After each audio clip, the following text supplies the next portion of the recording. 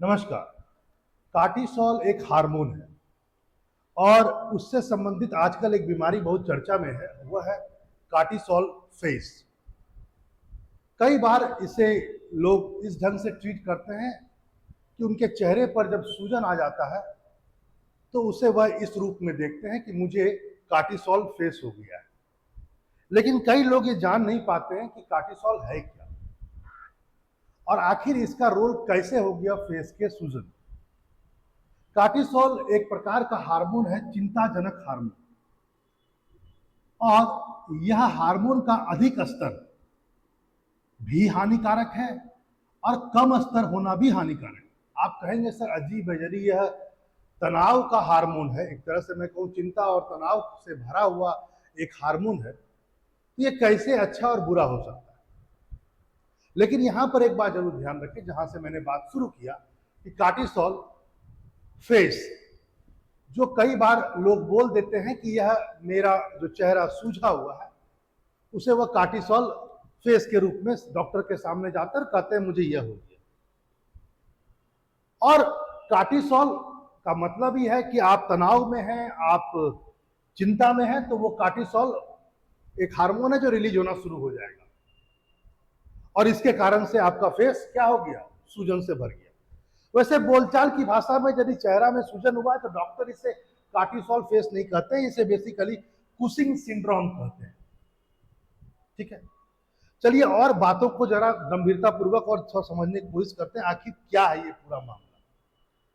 जैसा कि मैंने कहा कि कार्टिसोल एक तनाव हार्मोन है। पहली बात तो ये हार्मोन है और तनाव हार्मोन। यदि ये हमारे शरीर में इसका स्तर बढ़ता है तो कई प्रकार के बीमारी को जन्म दे सकता है, हमारे स्वास्थ्य के लिए हितकर बिल्कुल नहीं। लेकिन यहाँ पर एक बात आप जान लीजिए, केवल चेहरे पर सूजन ही इसका मात्र एक लक्षण नहीं है कि हमारे चेहरे पर सूजन हो गया इसका मतलब कार्टिसोल बढ़ा हुआ है, वो हार्मोन बढ़ा हुआ है, बिल्कुल नहीं। इसके कई और भी सिम्टम्स हैं और कई और बीमारियों को भी ये आगे बढ़ा सकता है, शरीर पर कई प्रकार के अन्य प्रभाव को भी ये डाल सकता है।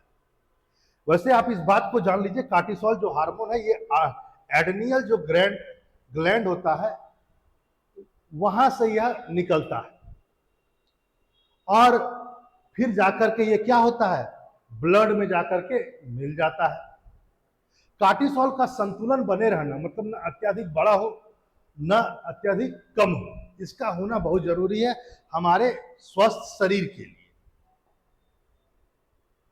जब कार्टिसोल अधिक हो जाता है, अधिक मात्रा में हमारे शरीर में आ जाता है, अधिक तनाव लेने के कारण, क्योंकि तो तनाव हार्मोन है, जैसे आप तनाव लीजिएगा तो ये हार्मोन का सिक्रेशन शुरू हो जाएगा, तो यह मस्तिष्क में न्यूरोट्रांसमीटर के जो नाजुक संतुलन है उसको ये बिगाड़ देता है और इस कारण से आप और चिंता और आपका स्वभाव चिड़चिड़ापन से भर जाता है।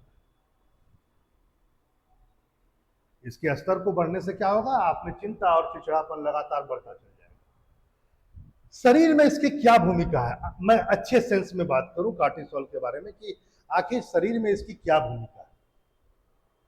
शरीर में जब भी हमारा संकट की स्थिति उत्पन्न होती है तो ये हार्मोन बाहर निकल करके हमें उस संकट से लड़ने के लिए सक्षम बनाता है। साथ ही साथ इस बात को भी जाने,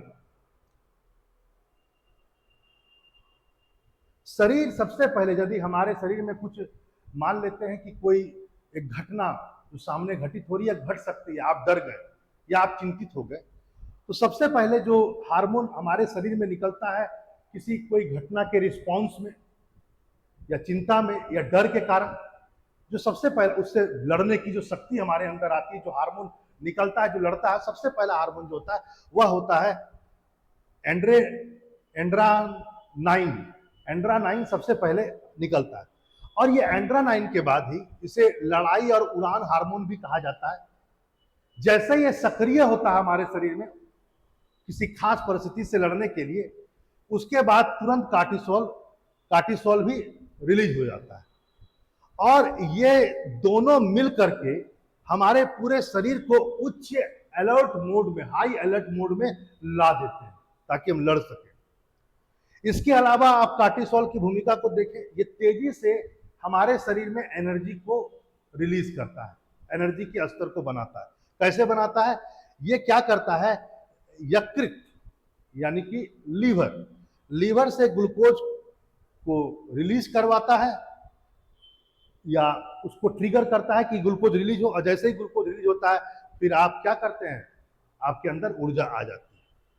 यहां पर इस बात को भी ध्यान रखें, इस रूप में भी यह ऊर्जा को लाता है कि यह कार्बोहाइड्रेट और फैट्स के मेटाबॉलिज्म में भी महत्वपूर्ण भूमिका अदा करता है, और दोनों के मेटाबॉलिज्म से अंतगत वह हमारे शरीर में ऊर्जा आ जाती है। ठीक है, तो ऊर्जा के रूप में यह काम करता है, अलर्ट मोड में रखता है पूरे शरीर को। ठीक है, लेकिन जैसे ही इसकी स्तर बढ़ता है हमारे शरीर में, तो उससे क्या होता है, इंसुलिन भी बढ़ता है, और साथ साथ प्रतिरक्षा जो प्रणाली है, इम्यून सिस्टम जो है, उस पर एक प्रेशर जनरेट होता है। इंसुलिन की मात्रा भी बढ़ती है और इम्यून सिस्टम पर एक दबाव पड़ता है। यहां पर आप देखेंगे तो पूरा दिन जो है, आप जो कॉर्टिसोल हार्मोन का जो स्तर है बहुत फ्लक्चुएट करता है। यह सुबह सुबह अपने पीक पर रहता है, क्योंकि हम उस समय नींद से जागे हुए होते हैं। ये तुरंत आपको अलर्ट मोड में लाता है। नींद में है, नींद से उठे अचानक या ऐसे ही, तो आप उस समय सुस्त थे, आपको अलर्ट मोड में लाने के लिए ये बहुत तेजी से काम करता है। तो उस समय ये सबसे उच्चतम स्तर पर होता है। शाम होते होते ही कम हो जाता है, और रात होने के बाद ये और भी कम होकर आपको आरामदायक नींद प्रदान करता है। यानी थोड़े समय के लिए कहा जाए तो कार्टिसोल एक सुरक्षा तंत्र भी है, लेकिन यदि ये लगातार इसका स्तर अधिक हमारे शरीर में बना रहा तो ये क्या होगा, हमारे शरीर को इसकी आदत पड़ जाएगी, और जिससे सूजन बढ़ने लगेगा शरीर में। कई शरीर के अंग, केवल चेहरा नहीं, शरीर के कई अंग जो होते हैं उसमें सूजन आ जाता है कॉर्टिसोल हार्मोन के बढ़ने से। लंबे समय तक यदि यह बना रहा हमारे शरीर में उसका ऊंचा स्तर, तो टाइप 2 डायबिटीज जो है होने की पूरी संभावना है, क्योंकि इसका लगातार बने रहने से शुगर लेवल बढ़ सकता है। यदि लगातार स्तर बना रहेगा तो नींद के समय भी आपका यह स्तर यदि बना रहा लगातार, तो वाजिब बात है आपके नींद का जो चक्र है उसमें बाधा पड़ जाएगा, अच्छा नींद नहीं आएगा। यहां पर एक बात और भी ध्यान रखें, वो यह है कि जिसमें लगातार कार्टिसोल का स्तर बढ़ा हुआ रहता है, उस आदमी को वसा यानी फैट और चीनी इसकी तलब बनी रहती है कि हमेशा हम कुछ खाएं, ऐसी चीजों का सेवन करने की उसको हमेशा एक मन स्थिति बनी रहती है। इससे वाजिब बात है कि पेट और उसके आसपास में वजन बढ़ सकता है। ठीक है भैया, आगे देखिए। अब ऐसा तो बिल्कुल नहीं है कि कोई जादुई तरीका हो जाए कि आप कार्टिसोल के स्तर को तुरंत कम कर दे या मिनिमाइज करके संतुलित कर दे। इसके लिए बैलेंस डाइट होना बहुत जरूरी है। चीनी और कैफीन का स्तर जितना आप कम रखें अपने खाने में वह जरूरी है। मछली, कुछ लोग मछली या समुद्री भोजन करते हैं ताकि उनका कार्टिसोल का स्तर निम्न हो। अलसी के बीज भी माना जाता है कार्टिसोल के स्तर को कम करने के लिए बड़ा अच्छा होता है। ओमेगा 3 फैटी एसिड से भरा हुआ होता है, इसलिए यह भी बहुत इंपॉर्टेंट है।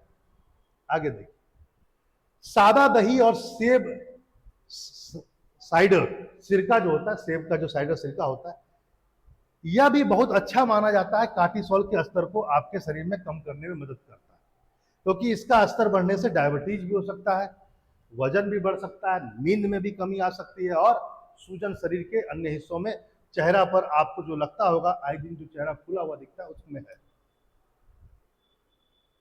वाजिब बात है, यदि लंबे समय तक नींद में आपको प्रॉब्लम आ रही है तो यह नींद के में तो प्रॉब्लम करता ही है, लेकिन यदि किसी को इसमें मतलब मान लेते हैं कार्टिसोल उतना नहीं हो रहा लेकिन फिर भी किसी अन्य कारण से आपको नींद में दिक्कत है, तो कार्टिसोल का स्तर बढ़ जाएगा यदि आप अच्छा नींद नहीं ले रहे हैं। इसलिए नींद का शेड्यूल अच्छा रखना बहुत जरूरी है। व्यायाम कीजिए, उससे भी बहुत अच्छा मिलता है, और माना जाता है कि व्यायाम करने से कार्टिसोल का जो स्तर है वह बहुत ही संतुलित रहता है। तो आपने देखा कैसे कार्टिसोल जो एक हार्मोन है, एक तनाव हार्मोन, वो शरीर में विभिन्न भागों पर कैसे प्रभाव डालता है। अच्छा भी है, बुरा भी है, संतुलित होना इसका बहुत जरूरी है। फिर मिलते हैं नए टॉपिक के साथ। नमस्कार।